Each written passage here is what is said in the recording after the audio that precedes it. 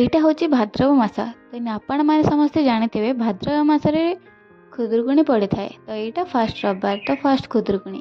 ତେଣୁ ଆମେ ସମସ୍ତେ ରେଡ଼ି ହେଇକି ବାହାରିଲୁ ପୋଖରୀଠିକି। ଦେନ୍ ବାଟରେ ଗଲାବେଳେ ଗୋଟେ ଭାଲୁକୁଣି ଦେଲୁ।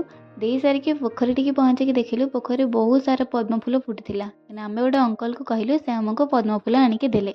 ତେଣୁ ଆମେ ପୂଜା ସାରିକି ସମସ୍ତେ ବାହାରିଲୁ।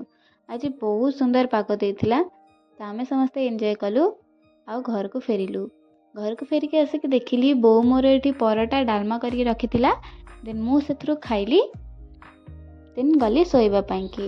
ଶୋଇକି ଉଠିକି ଦେଖିଲି ଜୋରେ ବର୍ଷା ହେଉଥିଲା, ସେଥିପାଇଁକି ମୁଁ ଛତା ନେଲି ଆଉ ବାହାରିଲି ଡ୍ୟୁଟି। ଖରା ହଉ କି ବର୍ଷା, ମୋତେ ଛତା ବହୁତ ହେଲ୍ପ କରେ।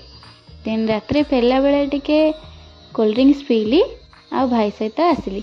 ଯଦି ଆପଣମାନଙ୍କୁ ମୋ ଭିଡ଼ିଓ ଭଲ ଲାଗୁଛି then please like, comment, share and subscribe to my channel. Bye.